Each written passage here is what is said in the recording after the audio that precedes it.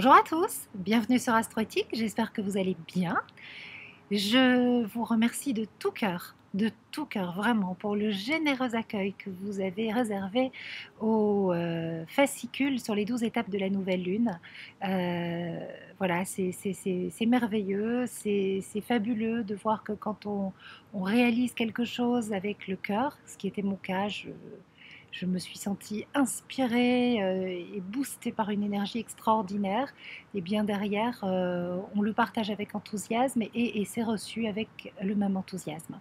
Donc merci, merci beaucoup. Et puis ben, je vous souhaite de réaliser vos rêves, vos vœux, vos intentions de la même façon, avec la même énergie. J'espère qu'elle est communicative. Je vous la transmets en tout cas. Alors, par rapport justement à ces 12 étapes, comment ça marche? Donc aujourd'hui, on est toujours dans l'énergie de la nouvelle lune. On est dans la phase numéro un. Alors la phase numéro un, c'est celle qui dure pendant les 3 jours, 3 4 jours selon les aspects planétaires, hein. Ça varie en fait, hein. À chaque nouvelle lune, il faut regarder un petit peu l'état du ciel. Mais là, moi j'ai vraiment évalué que pendant les 3 jours qui suivaient la nouvelle lune, donc depuis dimanche matin et jusqu'à demain, eh bien, on reste dans l'énergie de la nouvelle lune. Donc on est dans la phase 1, qui est un petit peu une phase de démarrage, qui est un petit peu la phase de l'énergie jaillissante, c'est la phase de naissance. On peut l'assimiler à l'énergie du signe du bélier. On est un petit peu tous dans cette vibration bélier de démarrage. Alors bien sûr, il faut la nuancer avec la nouvelle lune qui s'est produite dans le signe de la Vierge, donc dans les énergies de la nouvelle lune, et puis surtout au moment où la nouvelle lune s'est formée, l'ascendant était en balance. Or, depuis dimanche, la lune a avancé dans le zodiaque et elle est actuellement dans le signe de la balance. Donc c'est un signe qui nous permet de peser le pour et le contre, de faire la part des choses. Donc on reste dans cette dynamique, dans cet élan. C'est vraiment le moment de poser vos intentions, de réfléchir à ce que vous souhaitez. Vous pouvez affiner celle-ci, vous pouvez en trouver une nouvelle. Enfin, il n'y a pas de règle fixe. J'ai vu des messages passer, dont un qui m'a beaucoup fait sourire. Oh là là, je suis dégoûtée, Sandrine, parce que j'ai laissé passer la nouvelle lune, j'avais tout noté sur un papier, puis j'ai oublié, et puis là, ça y est, c'est trop tard pour poser mes intentions. Bien sûr que non. Bien sûr que non. Bien sûr que le moment de la nouvelle lune, c'est le moment idéal, c'est un moment énergétiquement parlant où tout est réuni puisque c'est un moment de fécondation entre le soleil et la lune, donc les énergies yin-yang sont rapprochées, c'est un moment extraordinaire pour se poser et effectivement pourquoi pas faire un rituel comme on l'a fait nous à l'atelier de se réunir pour quelque part rendre ça encore plus fort ou bien de prendre le fascicule que je vous propose sur les 12 étapes et d'y noter vos intentions. Maintenant, si vous l'achetez demain ou après-demain, ou quand on est dans la phase numéro 12, c'est pas grave, parce qu'en fait, sinon, ça veut dire qu'on s'interdit de poser une intention alors que l'idée, elle est là. C'est pas comme ça que ça marche. Si on fait comme ça, en fait, vous savez ce qui se passe? Mais tout simplement, on donne du pouvoir euh, au mauvais sort. C'est-à-dire qu'en fait, on se sent écrasé par des toutes-puissances, par des forces invisibles dont on a peur, qu'on redoute. Quelque part, en fait, c'est ça. Je pense que en tout cas, c'est ce que ça m'évoque. Les planètes, l'univers est notre allié. Et c'est nous qui impulsons l'énergie. Et, et, si on prend l'entière responsabilité, vous savez, la responsabilité, c'est quoi? Mais c'est je suis responsable de ce que je crée et je peux créer à tout moment. Et à aucun moment il n'y a de sanction ou moi qui ai mal fait. Donc si vous avez dépassé le délai de la nouvelle lune, c'est pas pour autant que ça va pas marcher. Parce qu'à ce moment-là, vous vous mettez dans une situation passive. Ah ben c'est trop tard, c'est foutu. Ça pourrait être ça le discours. Et bon bah tant pis, voilà. Encore une fois, il va rien se passer pour moi. Voilà. Et puis vous allez rentrer dans le discours négatif et puis attendre la prochaine fois et laisser vos stress et la peur et l'énergie négative vous envahir. D'accord? Donc, si c'est pas le moment pour vous, parce que vous ressentez pas ces énergies, parce que dans votre thème personnel, il y a des choses beaucoup plus fortes et autres qui sont en jeu, mais vivez ce que vous avez à vivre. Et puis, quand vous vous sentirez prêt ou prête, et quand vous en aurez envie et le désir, à ce moment-là, posez votre intention. Et puis, vous pouvez toujours, si vous avez le fascicule, poser une intention au moment de l'étape numéro 6, qui est une phase de production. J'y reviendrai, hein, je vais faire des petites vidéos, là on va voir 12 vidéos, on va beaucoup se voir, on va beaucoup échanger ensemble par vidéo, et puis vous calez sur cette énergie-là, et puis finalement vous verrez bien qu'au moment de la nouvelle lune, qui est vraiment le moment idéal énergétiquement parlant, et bien vous allez affiner votre intention et vous poser un objectif concret. Alors, je voulais vous dire aussi d'autres choses importantes par rapport au fait de poser ces intentions. En fait, au début, ça a commencé comment cette histoire d'intention de la nouvelle lune? Ça a démarré tout simplement avec l'échec d'abondance, euh, où il y avait tout plein de messages qui circulaient, c'est le moment de la nouvelle lune, faites vos vœux, faites les 9 vœux, faites vos chèques d'abondance, vous allez voir, ça marche. Vous le savez, moi j'ai déjà fait des vidéos à ce sujet, on ne donne pas d'ordre à la vie. Ça ne fonctionne pas, je n'y crois pas. Parce que sinon on est dans le pouvoir. Quand on fait un vœu, c'est quelque chose que l'on désire ardemment. Donc on peut noter tous ses vœux, tout ce que l'on souhaite. Mais il faut faire attention à ramener à soi, et non pas de façon égoïste, mais ramener à soi parce que finalement on est le seul à avoir le pouvoir de rayonner. Quand je vois des vœux qui circulent, que mes enfants aillent bien. Oui, bien sûr, c'est normal, c'est ce qu'on souhaite tous. Et qu'ils soient heureux. Mais bien sûr, moi aussi je suis maman, je souhaite ça, je le désire. Mais derrière, en fait, j'ai pas de pouvoir. Ils ont leur propre champ d'énergie et leur propre capacité à être heureux. Alors bien sûr, ils sont sous ma protection, donc je vais faire en sorte de les amener à vivre ce bonheur. Mais donc, il faut que mon intention, mon vœu, je le ramène à moi. Qu'est-ce que moi, je peux faire dans ma vie pour améliorer finalement des choses en moi qui me permettraient de rejaillir de façon positive et par effet de rebond sur le bonheur de mes enfants, sachant que, bon, il y a une partie qui ne m'appartient pas. Le seul pouvoir que j'ai en tant que maman, c'est de les mettre au monde. Après, je ne suis pas Dieu et je ne pourrai pas les protéger de tout. Donc, la vie va se charger aussi de faire les choses. Donc, il faut sortir de ça, il faut lâcher, parce que sinon, on se décentre, on ne s'occupe pas de soi, et finalement, le but de poser un objectif, de poser une intention, c'est d'avancer, c'est pour soi, c'est pour apprendre. C'est pour apprendre et pour évoluer. Il n'y a rien d'égoïste à ça.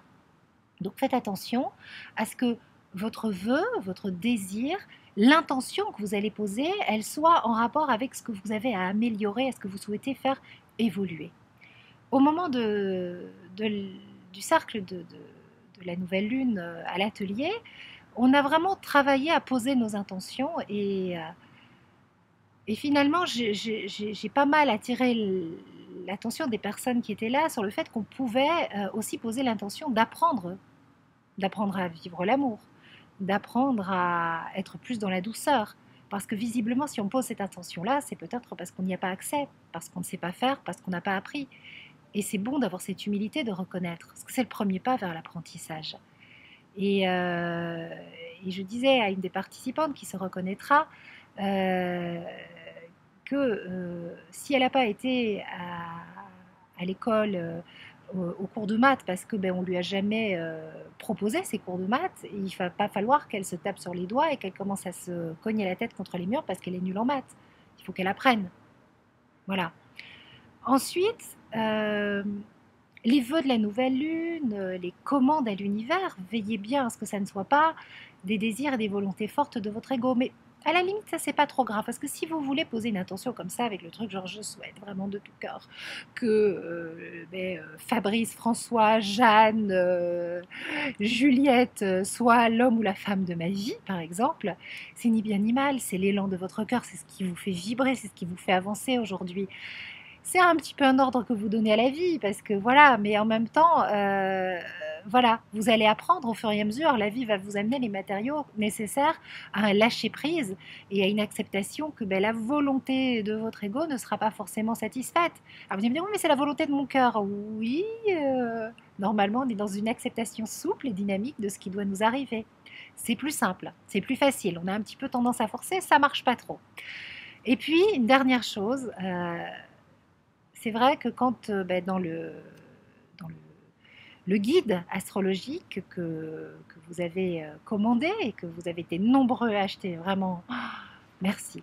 Merci, c'est un beau cadeau et ça prouve encore une fois que quand on fait les choses avec l'énergie du cœur, waouh, c'est reçu de la même façon, avec le même enthousiasme. J'ai mis voilà ma petite phrase rituelle, cher univers, pour cette lunaison, voici ce que je souhaite. Et faites votre liste. Et c'est vrai qu'en fait, on a tendance à faire une liste, et c'est bien de la faire. Mais la prochaine fois, je rajoutais, et maintenant, pose ton intention. C'est quoi ton objectif? Parce que ça, c'est quelque chose que j'ai appris avec Marie-Françoise Nogues en pratique épigénétique. Si on commence à donner trop d'infos au cerveau, il va bugger. Hein. Rappelez-vous la petite vidéo que j'ai postée l'autre jour, c'était suite à ma séance avec elle, où je me suis rendu compte que finalement, je m'infligeais des choses plus que je me proposais des sources d'évolution.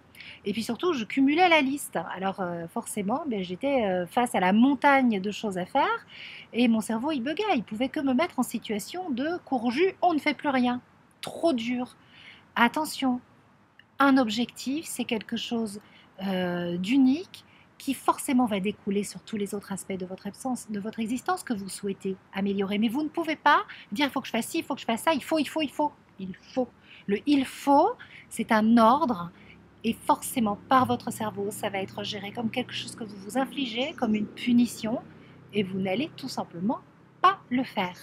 C'est quelque chose de positif pour votre évolution qui doit vous amener des plaisirs simples, un accès à un plaisir simple. Alors bien sûr qu'il y aura un prix à payer, un effort, des choses à apprendre, ça fait partie du jeu. Mais justement, comme ça va mobiliser beaucoup d'énergie chez vous.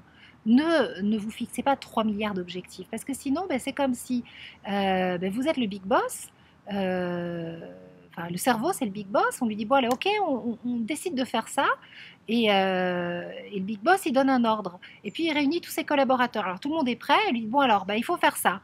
Oui, mais comment? Dans quel but? Et puis alors il faut faire ci, il faut faire ça. Et tout le monde se disperse et personne n'y va. Non, on fixe un objectif à la fois. Et rassurez-vous, ça va s'affiner. Donc posez-vous une intention. Une intention, c'est vraiment ce que je vous conseille. Ça ne veut pas dire que vous laissez les autres de côté, qu'elles ne vont pas se réaliser. Bien au contraire. Donc écrivez tous vos vœux, tous vos désirs, tout ce que vous souhaitez voir se manifester. Et puis ensuite, posez-vous la question, c'est quoi mon objectif? C'est quoi mon intention? Et là, vous écrivez ce qui vous vient. Et puis, vous verrez bien. Voilà. Donc, l'idéal, c'est de le faire encore aujourd'hui avec cette lune en balance qui nous permet de poser les choses. Vous pouvez affiner aussi l'intention que vous avez posée éventuellement hier ou avant-hier. Et puis, on va se diriger tout doucement vers un semi-sextile entre la lune et le soleil. Donc, toujours dans cette phase d'énergie positive de type bélier, de création d'énergie de la nouvelle lune. Un semi-sextile, c'est quoi? C'est vraiment une énergie qui amène le petit coup de pouce, le petit clin d'œil de l'univers, le petit truc positif qui va vous faire sourire et qui va vous encourager. Mais à condition de vraiment intégrer les énergies de la Lune en balance. Puisque quand la Lune, au départ, elle s'est formée, cette nouvelle Lune en Vierge, quand il y a un semi-sextile entre deux planètes, donc entre le Soleil et la Lune, en fait, le Soleil est toujours en Vierge. Donc, et le signe qui le suit, c'est la balance. C'est deux énergies qui ne sont pas exactement les mêmes. La Vierge est un signe de terre et la Lune est un signe d'air. C'est réussir finalement à faire l'alliance entre le concret, faire les choses de façon dense, de type vierge, avec la fluidité de l'air et la souplesse et cette façon qu'a la balance de rendre les choses belles, harmonieuses, dans la paix intérieure, dans l'équilibre et dans l'ouverture aux autres et dans le partage avec l'autre. Voilà, je vous souhaite une très très belle journée. Je suis super heureuse de démarrer cette aventure d'intention de nouvelle lune avec vous, de ces ateliers nouvelle lune.